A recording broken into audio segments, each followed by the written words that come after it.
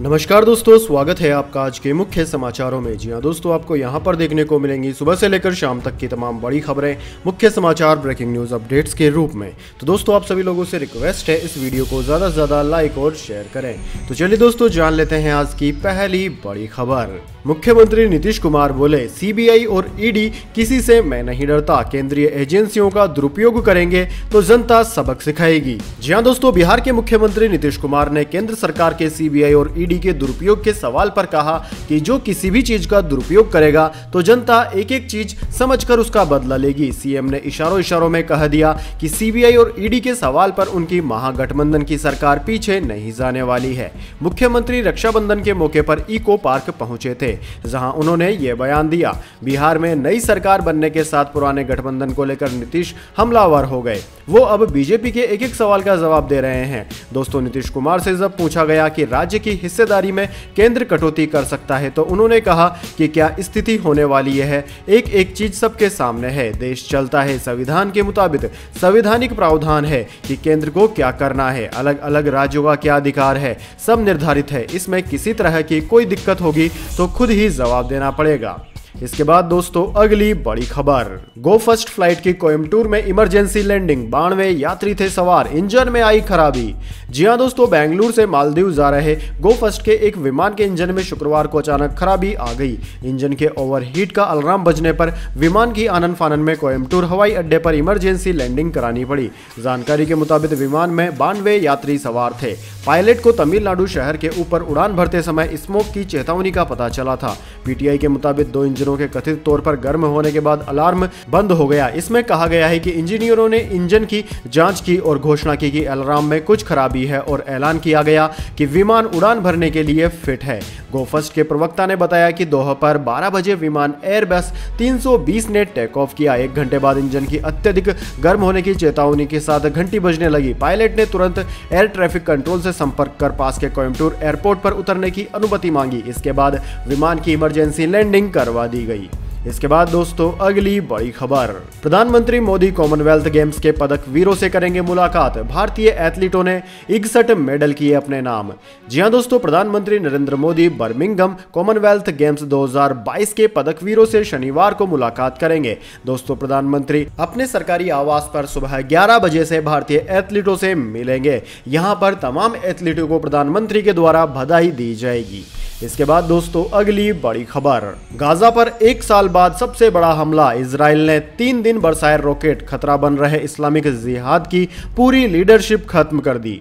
जी हां दोस्तों, इजराइल ने 6 अगस्त को गाजा पट्टी पर अचानक हमला कर दिया। इस बार निशाना हमास की जगह फिलिस्तीनी इस्लामिक जिहाद नाम का संगठन था। इजराइल इन संगठनों को अपने लिए खतरा मानता है। दोनों तरफ से एक दूसरे पर सैकड़ों रॉकेट दागे गए। पिछले साल मई में 11 दिन चली लड़ाई के बाद यह गाजा पर सबसे बड़ा हमला था।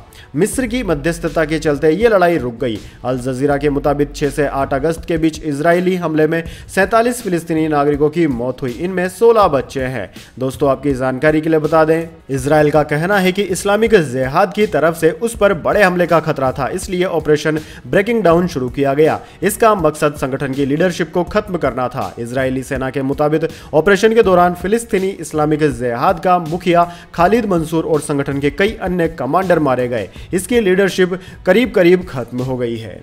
इसके बाद दोस्तों, अगली बड़ी खबर। वेलफेयर स्कीम्स को फ्री की रेवड़ी कहकर मजाक बनाना बंद करे केंद्र, मनीष सिसोदिया का पलटवार। जी हां दोस्तों, दिल्ली के उप मुख्यमंत्री मनीष सिसोदिया ने शुक्रवार को केंद्र सरकार पर निशाना साधा। उन्होंने एक प्रेस कॉन्फ्रेंस करके कहा कि दिल्ली सरकार द्वारा आम जनता के लिए चलाई जाने वाली तमाम वेलफेयर स्कीम्स को रेवड़ी बताकर केंद्र सरकार आम जनता का ही मजाक बना रही है। उन्होंने कहा कि कल वित्त मंत्री निर्मला सीतारमण ने इसे लेकर देश को डराने की कोशिश की कि इससे देश बर्बाद हो जाएगा। आज देश में गवर्नेंस के सीधे सीधे 2 मॉडल दिख रहे हैं। एक मॉडल है जिसमें सत्ता के लोग अपने दोस्तों की मदद करते हैं, वो दोस्तवाद का मॉडल है। इस मॉडल के तहत अपने अमीर दोस्तों के लाखों करोड़ों के टैक्स माफ कर दिए जाते हैं और फिर इसे ही विकास बताया जाता है। दूसरा मॉडल है दिल्ली सरकार का। इसके तहत जनता के टैक्स के पैसे का इस्तेमाल स्कूल, अस्पताल, मुफ्त बिजली के लिए किया जा रहा है। महिलाओं को फ्री बस यात्रा, बुजुर्गों को पेंशन दी जा रही है। इसके बाद दोस्तों अगली बड़ी खबर, ट्रंप के घर पर छापा, न्यूक्लियर पेपर्स के लिए डाला गया। अटॉर्नी जनरल ने खुद साइन किया सर्च वारंट, FBI को रेड में 12 बॉक्स मिले। जी हां दोस्तों, अमेरिका के पूर्व राष्ट्रपति डोनाल्ड ट्रंप के घर पर हुई फेडरल ब्यूरो ऑफ इन्वेस्टिगेशन यानी कि FBI की छापेमारी में बड़ा खुलासा हुआ है। मीडिया रिपोर्ट्स के मुताबिक न्यूक्लियर डॉक्यूमेंट्स और अन्य जरूरी चीजों के लिए तलाशी ली गई थी। इस दौरान वहां से करीब 12 बॉक्स जब्त किए गए। हालांकि FBI के एजेंट्स को कोई न्यूक्लियर रिकॉर्ड मिला या नहीं, इसकी जानकारी अभी सामने नहीं आई है। दोस्तों, यह भी खुलासा नहीं हुआ है कि इन 12 बॉक्स में क्या था। FBI ने मंगलवार को पूर्व राष्ट्रपति ट्रंप के आलीशान फार्म हाउस और रिजोर्ट मार ए लीगो पर छापा मारा था। ट्रंप के 2 करीबियों ने बताया कि यह रेड बिना किसी नोटिस के की गई। जिस वक्त एजेंट्स ने छापा मारा उस वक्त खुद ट्रंप वहां नहीं थे। दोस्तों, माना जा रहा है कि ऐसा इसलिए किया गया कि ट्रंप छापेमारी को प्रभावित कर सकते थे और इसको राजनीतिक मुद्दा बना सकते थे। इसके बाद दोस्तों अगली बड़ी खबर, भारत देगा रूसी घातक बॉम्बर से चीन को जवाब, आवाज से दुगनी रफ्तार। दुश्मन के घर में बम गिराकर लौटने में माहिर, अमेरिका भी घबराता है। जी हां दोस्तों, पिछले साल नवंबर में चीन ने भारतीय सीमा पर H-6 के नामक स्ट्रेटेजिक बॉम्बर तैनात किया था। उस समय भारत के पास चीन के इस हथियार का कोई तोड़ नहीं था। अब खबर है कि भारत ड्रैगन को जवाब देने के लिए रूस से दुनिया का सबसे घातक स्ट्रेटेजिक बॉम्बर खरीदने जा रहा है। सीमा पर चीन के साथ लगातार आक्रामक रुख से निपटने के लिए भारत के जल्द ही रूस से दुनिया के सबसे घातक स्ट्रेटेजिक बॉम्बर में शुमार Tu-160 खरीदने की रिपोर्ट्स हैं। दोस्तों, Tu-160 को व्हाइट स्नोब यानी कि सफेद हंस भी कहते हैं। हाल ही में रूस से S-400 एयर डिफेंस सिस्टम हासिल करने के बाद जेट बॉम्बर भारत के लिए एक और महत्वपूर्ण डील साबित हो सकता है। दुनिया में अब तक केवल 3 देशों अमेरिका, रूस और चीन के पास ही स्ट्रेटेजिक बॉम्बर है। दोस्तों, अमेरिका के भारी विरोध के बावजूद रूस से S-400 एयर डिफेंस सिस्टम हासिल करने के बाद भारत अपना पहला स्ट्रेटेजिक बॉम्बर जेट भी खरीदने जा रहा है। इसके बाद दोस्तों अगली बड़ी खबर, नाई ब्राह्मणों के खिलाफ आपत्तिजनक शब्दों पर आंध्र प्रदेश सरकार ने लगाया प्रतिबंध। जी हां दोस्तों, नाई यानी कि हजाम के लिए तेलुगु के शब्द मांगली का अब इस्तेमाल नहीं किया जा सकेगा, क्योंकि आंध्र प्रदेश सरकार ने कुछ अन्य शब्दों के साथ इसे भी प्रतिबंधित करने का आदेश जारी कर दिया है। सरकार ने इसे प्रतिबंधित करने का इसलिए आदेश दिया क्योंकि इससे नाई ब्राह्मण समुदाय के स्वाभिमान को ठेस पहुंच रही थी। सरकार ने अपने आदेश में स्थानीय बोलचाल की भाषा में इस्तेमाल होने वाले शब्दों मांगली, मंगलीनिधि, मंगलोदा, बोचू, गोरीवेड़ा और कोंडा मांगली के इस्तेमाल पर रोक लगा दी है, क्योंकि ये समुदाय के खिलाफ अपमानजनक शब्द हैं। दोस्तों, पिछड़ा वर्ग कल्याण विभाग ने एक आदेश में कहा कि कोई भी व्यक्ति जाति के नाम पर इस तरह के अपमानजनक और निषिद्ध शब्दों का प्रयोग करके उनकी भावनाओं को आहत करता है तो उसके खिलाफ भारतीय दंड संहिता 1860 के प्रावधानों के तहत दंडात्मक कार्यवाही की जाएगी। यह आदेश आंध्र प्रदेश नाई ब्राह्मण सहकार वित्त निगम नई दिल्ली के नव समाज द्वारा किए गए अभ्युदय और राज्य पिछड़ा वर्ग कल्याण निर्देशक की एक रिपोर्ट पर आधारित है। इसके बाद दोस्तों अगली बड़ी खबर, RBI रिकवरी एजेंट के गलत व्यवहार पर हुई सख्त, बैंकों से कहा कस्टमर को प्रताड़ित करने की घटनाएं रोके, सर्कुलर जारी। जी हां दोस्तों, भारतीय रिजर्व बैंक ने तमाम बैंकों और वित्तीय संस्थानों के लिए एक नया सर्कुलर जारी किया है। इसमें कहा गया है कि बैंक लोन लेने वाले ग्राहकों को धमकाने, प्रताड़ित करने, निजी डाटा के दुरुपयोग की घटनाओं को रोके, कर्ज लेने वालों के रिश्तेदार, जान पहचान के लोगों को भी तंग करने की घटनाओं को भी रोके। सर्कुलर सभी कमर्शियल बैंक, सभी non bank financial companies, asset reconstruction companies, all India financial institutions और सभी प्राइमरी अर्बन कोऑपरेटिव बैंकों पर लागू है। दोस्तों, खबर के मुताबिक RBI ने साफ कहा है कि आपत्तिजनक मैसेज भेजने, सोशल मीडिया पर बदनामी करने की घटना को भी बैंक और अन्य संसाधन रोके। दोस्तों, हाल ही के महीनों में लोन ऐप्स वाले मामलों में रिकवरी एजेंट्स की मनमानी के ढेरों मामले सामने आए हैं। इस नए सर्कुलर में RBI ने कहा कि नियमों के मुताबिक सुबह 8 बजे से पहले और शाम को 7 बजे के बाद ग्राहकों को रिकवरी के लिए कॉल न किया जाए। इसके बाद दोस्तों अगली बड़ी खबर, कोरोना के ओमिक्रॉन वेरिएंट के BA.5 का म्यूटेशन चिंता का विषय क्यों है, WHO ने बताया। जी हां दोस्तों, पिछले 1 महीने में विश्व स्तर पर रिपोर्ट किए गए लगभग 99% कोरोना वायरस की सीक्वेंसी से पता चलता है कि यह सभी मामले ओमिक्रॉन वेरिएंट से जुड़े थे। विश्व स्वास्थ्य संगठन ने अपने नवीनतम साप्ताहिक बुलेटिन में यह जानकारी दी। इसके साथ ही वैश्विक स्वास्थ्य एजेंसी की रिपोर्ट में इस बात पर भी प्रकाश डाला गया है कि ये सभी ओमिक्रॉन के BA.5 वंश से हैं, जो कि अलग अलग तरीके से बढ़ रहे हैं। दूसरी ओर अन्य वेरिएंट BA.4, BA.2, BA.2.1, 2.1 का प्रचलन काफी कम हो गया है। तो दोस्तों BA.5 से जुड़े वेरिएंट्स का अतिरिक्त उत्परिवर्तन उन क्षेत्रों में नजर आया है जहां कोरोना के मामले बढ़ रहे हैं और नहीं भी बढ़ रहे हैं। यानी कि दोस्तों जो नया वेरिएंट है वह BA.5 है और यह तेजी से फैल रहा है। इसके बाद दोस्तों अगली बड़ी खबर, टाटा पंच का नया रिकॉर्ड, 10 महीने में 1 लाख बिकने वाली पहली SUV बनी। सेफ्टी के मामले में भी है अव्वल, 5 स्टार रेटिंग मिली। जी हां दोस्तों, टाटा मोटर्स ने गुरुवार को पुणे में अपने मैन्युफैक्चरिंग प्लांट से पंच कॉम्पैक्ट SUV की 1 लाखवीं यूनिट को रोल आउट कर दिया, जिससे टाटा पंच लॉन्च के सिर्फ 10 महीनों के भीतर देश की सबसे ज्यादा तेजी से इस अचीवमेंट को हासिल करने वाली SUV बन गई है। दोस्तों 5 star global NCAP safety rating के साथ आने वाली SUV के लिए ग्राहकों की मजबूत डिमांड की वजह से ये सब कुछ हुआ है। दोस्तों पिछले साल अक्टूबर में लॉन्च होने के बाद से टाटा पंच लगातार देश में सबसे ज्यादा बिकने वाली टॉप 10 कारों की सूची में शामिल रही। इस साल जुलाई में इस SUV की अब तक की सबसे ज्यादा बिक्री 11,007 यूनिट्स के साथ हुई। Tata Motors passenger vehicle limited के प्रबंधन निर्देशक शैलेश चंद्रा ने बताया कि हमारे न्यू फॉर एवर पोर्टफोलियो की सबसे ज्यादा बिकने वाली SUV में से एक है। यह उपलब्धि ग्राहकों की जबरदस्त रेस्पॉन्स को दर्शाता है। इसके बाद दोस्तों अगली बड़ी खबर, लाल सिंह चड्ढा ने पहले दिन कमाए मात्र 11 करोड़, 13 साल में आमिर खान को मिली सबसे कम ओपनिंग। शुक्रवार को फिल्म के 1300 शो हुए कैंसिल। जी हां दोस्तों, आमिर खान की लाल सिंह चड्ढा को बॉक्स ऑफिस पर पहले दिन गुरुवार को सिर्फ 11.5 करोड़ की ओपनिंग मिली। 13 सालों में आमिर खान की किसी भी फिल्म की यह सबसे कम कमाई है। दोस्तों आमिर खान की सुपर फ्लॉप कही जाने वाली ठग्स ऑफ हिंदुस्तान ने भी पहले दिन 52 करोड़ रुपए का बिजनेस किया था।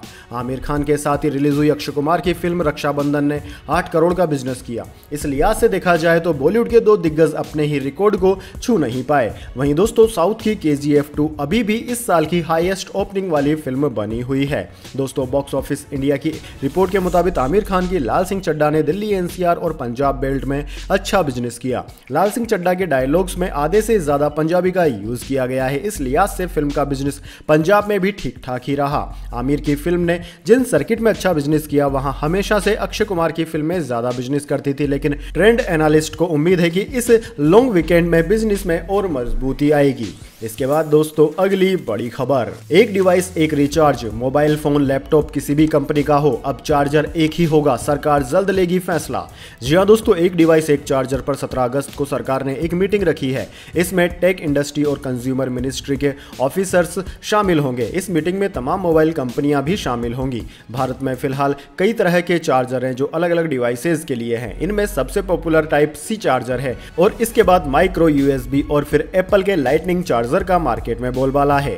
भारत सरकार के पहले हाल ही में यूरोपीय यूनियन ने USB टाइप C पोर्ट को कॉमन चार्जर के तौर पर इस्तेमाल करने का ऐलान कर दिया है, जिसकी शुरुआत 2024 से होगी। यानी कि 2024 में यूरोपियन देशों में बिकने वाले सभी डिवाइसेस के लिए टाइप C पोर्ट का ही सपोर्ट मिलेगा। अमेरिका में भी इसी तरह का ऐलान किया गया है। अब दोस्तों PTI की एक रिपोर्ट के मुताबिक एक सरकारी अधिकारी ने कहा है कि जब सभी कंपनियां अमेरिका और यूरोप में एक ही तरह का चार्जर दे सकती है तो भारत में क्यों नहीं। उन्होंने कहा कि यदि भारत सरकार की ओर से कॉमन चार्जर को लेकर दबाव नहीं डाला जाएगा तो अमेरिका और यूरोप के सभी चार्जर भारतीय बाजार में लाए जाएंगे।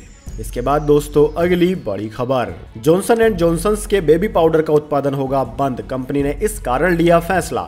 जी हां दोस्तों, बेबी पाउडर बनाने वाली नामी कंपनी जॉनसन एंड जॉनसन्स ने एक बड़ी घोषणा की है। कंपनी ने कहा है कि साल 2023 से वह टेल्फम पाउडर का उत्पादन बंद कर देगी। कंपनी की ओर से कहा गया है कि वह टेल्कम पाउडर के उत्पादन के कारण होने वाले मुकदमों से परेशान हो चुकी है, इसलिए उसने यह फैसला लिया है। दोस्तों आपकी जानकारी के लिए बता दें, कंपनी ने अमेरिका और कनाडा में टेल्कम पाउडर का उत्पादन पहले ही बंद कर दिया है। आपकी जानकारी के लिए बता दें, बीते कुछ सालों में कंपनी के बेबी पाउडर पर कैंसर होने के कई गंभीर आरोप लग चुके हैं, जिसके कारण कंपनी को लंबी कानूनी लड़ाई लड़नी पड़ी। कैंसर की आशंका वाली रिपोर्ट सामने आने पर कंपनी के उत्पादों की बिक्री में भी काफी गिरावट देखने को मिली थी। मीडिया रिपोर्ट्स के मुताबिक कंपनी अब टेल्क बेस्ड पाउडर की जगह स्टार्च पर आधारित पाउडर का उत्पादन करेगी। इसके बाद दोस्तों जाने अगली बड़ी खबर, लेकिन उससे पहले मेरी आपसे एक छोटी सी रिक्वेस्ट है, अगर दोस्तों आपको अभी तक हमारी न्यूज पसंद आई तो इसे एक छोटा सा लाइक जरूर दे दीजिए और अगर आपको पसंद नहीं आई है तो बेशक आप डिसलाइक भी कर सकते हैं। साथ ही दोस्तों अगर आप पहली बार हमारे यूट्यूब चैनल पर विजिट कर रहे हैं तो चैनल को सब्सक्राइब कर बेल आइकन जरूर से दबा लें। तो चलिए दोस्तों जान लेते हैं अगली बड़ी खबर। महंगाई से मिली राहत। जुलाई 2022 में खुदरा महंगाई दर 7% से नीचे घटकर 6.71% पर आया। जी हां दोस्तों, महंगाई के मोर्चे पर राहत की खबर है। कच्चे तेल समेत अन्य कमोडिटीज के उत्पादों में कमी के चलते जुलाई 2022 में खुदरा महंगाई दर में कमी आई है और ये 7% से नीचे जा पहुंचा है। दोस्तों जुलाई में खुदरा महंगाई दर 6.71% रहा, जबकि जून में 7.01% रहा था, जबकि मई 2022 में 7.04% तो अप्रैल में 7.79% रहा था। जुलाई महीने में खाद्य महंगाई दर में कमी आई। जुलाई में खाद्य महंगाई दर भी घटकर 7% से नीचे आ गया है। इसके बाद दोस्तों अगली बड़ी खबर। राजू श्रीवास्तव की तबीयत में हुआ सुधार। हाथ पैरों में दिखी हरकत। ट्यूब के जरिए दिया जा रहा है लिक्विड फूड। जी हाँ दोस्तों, कॉमेडियन राजू श्रीवास्तव की जिंदगी के लिए दुआ कर रहे फैंस के लिए राहत भरी खबर है। लेटेस्ट अपडेट के मुताबिक राजू श्रीवास्तव की तबीयत में मामूली सुधार हुआ है। राजू अब ट्रीटमेंट का रेस्पॉन्स कर रहे हैं और उन्हें ट्यूब के जरिए लिक्विड के तौर पर दूध देना शुरू कर दिया गया है। राजू श्रीवास्तव की मोटी मल्टीपर्पज सेंट्रल फील्ड पाइप को हटाकर अब एक पतली सेंट्रल पाइप लगाई गई। हालांकि डॉक्टर्स के मुताबिक कॉमेडियन को होश आने में अभी कुछ और दिन लग सकते हैं। राजू को पहले दिन ट्रीटमेंट के सपोर्ट के दिन एनेस्थीसिया भी दी गई थी, जिसकी डोज अब कम कर दी गई है, यानी कि जरूरी एनेस्थीसिया के बावजूद ब्रेन के जरूरी रेस्पॉन्स के लिए न्यूरो ट्रीटमेंट जारी है। कल से आज तक हाथ पैरों और गले में कुछ हरकत दिखाई दी है। अब डॉक्टर्स का कहना है कि आंखों में हरकत ही सबसे अहम मानी जाएगी। इसके बाद दोस्तों अगली बड़ी खबर। 15 अगस्त से पहले दिल्ली में जिंदा कारतूसों की बड़ी खेप के साथ 6 लोग हुए गिरफ्तार। पुलिस ने बताया क्या थे इनके इरादे। जी हां दोस्तों, स्वतंत्रता दिवस से ठीक पहले दिल्ली पुलिस ने एक बड़ी कामयाबी हासिल की है। ईस्ट दिल्ली पुलिस की टीम ने 2000 से ज्यादा जिंदा कारतूस बरामद किए हैं। इस मामले में पुलिस ने 6 लोगों को गिरफ्तार कर लिया है। गिरफ्तार लोगों में एक गन हाउस का मालिक भी शामिल है। दोस्तों 15 अगस्त से ठीक पहले इतनी बड़ी संख्या में कारतूसों की बरामदगी करके पुलिस ने एक बड़ी साजिश को नाकाम कर दिया। स्वतंत्रता दिवस के चलते दिल्ली में हाई अलर्ट है और पूरी दिल्ली पुलिस फिलहाल सतर्क मोड में है। इसके बाद दोस्तों अगली बड़ी खबर। Gold silver price today. आज फिर लुढ़का सोने का रेट। चांदी भी 374 रुपए गिरी। जी हाँ दोस्तों, शुक्रवार 12 अगस्त को भी सराफा बाजार में सोने और चांदी के भाव में लगातार दूसरे दिन गिरावट आई। 10 ग्राम सोने का भाव 90 रुपए गिरकर 52,915 रुपए पर पहुंच गया। इसी तरह चांदी का भाव भी 374 रुपए लुढ़ककर 59,166 रुपए प्रति किलोग्राम रह गया। दोस्तों HDFC सिक्योरिटीज ने यह जानकारी दी है। गुरुवार को भी सोने और चांदी के भाव में गिरावट आई। गुरुवार को सोने के दाम 347 रुपए प्रति 10 ग्राम की कमी के साथ 52,709 रुपए प्रति 10 ग्राम पर बंद हुए। वहीं चांदी के दाम 455 रुपए की गिरावट के बाद 59,103 रुपए प्रति किलोग्राम पर बंद हुए थे। इसके बाद दोस्तों अगली बड़ी खबर। UNSC में चीन के नापाक इरादों पर भारत का जवाब। कुख्यात आतंकी का बचाव क्यों, ये मनमानी बंद हो। जी हां दोस्तों, संयुक्त राष्ट्र सुरक्षा परिषद में आतंकवादी संगठन जैश-ए-मोहम्मद के आतंकी के समर्थन में चीन के कदम का भारत ने कड़ा विरोध जताया है। दरअसल दोस्तों चीन ने गुरुवार को पाकिस्तानी आतंकी अब्दुल रऊफ अजहर को संयुक्त राष्ट्र द्वारा नामित अंतर्राष्ट्रीय आतंकवादियों की सूची में शामिल करने के भारत के प्रस्ताव पर रोक लगा दी। भारतीय विदेश मंत्रालय ने कहा कि यह बेहद दुर्भाग्यपूर्ण है कि आतंक के खिलाफ लड़ाई में अंतर्राष्ट्रीय समुदाय अब तक एक साथ मिलकर आवाज नहीं उठा सका है। विदेश मंत्रालय के प्रवक्ता अरिंदम बागची ने कहा कि आतंकवाद से निपटने के लिए दोहरा चरित्र नहीं होना चाहिए। बिना किसी ठोस कारण के UNSC में प्रस्ताव को होल्ड और ब्लॉक करने की प्रवृत्ति बंद होनी चाहिए। आतंकवादी अब्दुल रऊफ अजहर से जुड़े प्रस्ताव को चीन के टेक्निकल होल्ड द्वारा रोके जाने के मुद्दे पर UN में भारत के स्थायी प्रतिनिधि ने इस पर देश का रुख स्पष्ट किया है और चिंता व्यक्त की है। इसके बाद दोस्तों अगली बड़ी खबर। जम्मू कश्मीर के अनंतनाग में पुलिस और CRPF की टीम पर आतंकी हमला। एक पुलिसकर्मी घायल। जी हां दोस्तों, जम्मू कश्मीर के अनंतनाग के बिजबेहरा में पुलिस और CRPF की संयुक्त पार्टी पर आतंकी हमला हुआ। शुक्रवार की दोपहर हुए इस हमले में एक पुलिसकर्मी घायल हो गया। इधर दोस्तों पुलिस ने इलाके को घेरकर तलाशी अभियान शुरू कर दिया है। कश्मीर जोन पुलिस ने ट्वीट कर बताया कि बीते 8 घंटों के भीतर यह दूसरा हमला है। पुलिस और CRPF की संयुक्त टीम बिजबेहरा इलाके में गश्त कर रही थी, तभी आतंकवादियों ने हमला बोल दिया। इसमें एक पुलिसकर्मी घायल हो गया, जिसे अस्पताल में भर्ती कराया गया है। इसके बाद दोस्तों अगली बड़ी खबर, शेयर बाजार क्लोजिंग, बाजार में तेजी बरकरार, 130 अंक चढ़कर बंद हुआ सेंसेक्स। जी हां दोस्तों, भारतीय शेयर बाजार में आज भी तेजी जारी रही। सप्ताह के अंतिम दिन शुक्रवार को कारोबार के अंत में सेंसेक्स 130.18 अंक यानी कि 0.22% बढ़त के साथ 59,462.78 के स्तर पर बंद हुआ। वहीं दोस्तों निफ्टी 39 अंक यानी कि 0.22% की बढ़त के साथ 17,698 के स्तर पर बंद हुआ। आज बाजार एक दायरे में कारोबार करता नजर आया। आज मेटल, पीएसई एनर्जी शेयरों में तेजी रही। बैंकिंग, रियल्टी शेयरों में खरीदारी देखने को मिली। इसके अलावा आईटी, फार्मा, एमएफसीजी शेयरों पर दबाव बना रहा। मिड कैप और स्मॉल कैप शेयरों में खरीदारी देखी गई। तो दोस्तों यह थी आज की तमाम बड़ी खबरें। इसके बाद दोस्तों बारी आती है आज के माइंड क्यूज क्वेश्चन की। जी हाँ दोस्तों, एक आसान से सवाल का जवाब देकर आप जीत सकते हैं एक अमेजिंग सरप्राइज गिफ्ट हमारे यूट्यूब चैनल की ओर से। तो दोस्तों आज का सवाल आपकी स्क्रीन पर आ चुका है। दुनिया के सबसे अमीर शख्स का नाम क्या है? जी हाँ दोस्तों, अगर आप जानते हैं दुनिया के सबसे दौलतमंद व्यक्ति का नाम तो जल्दी से कमेंट बॉक्स में लिख दीजिए। अगर दोस्तों आपका जवाब होता है एकदम सही और आप चले जाते हैं लक्की विजेता के रूप में, तो आपको मिल सकता है एक अमेजिंग सरप्राइज गिफ्ट हमारे यूट्यूब चैनल की ओर से। तो दोस्तों जल्दी से अपना उत्तर कमेंट बॉक्स में लिख दीजिए, वीडियो को लाइक कर लीजिए और चैनल को सब्सक्राइब करके बेल आइकन भी दबा लीजिए। धन्यवाद। वंदे मातरम। जय हिंद, जय भारत।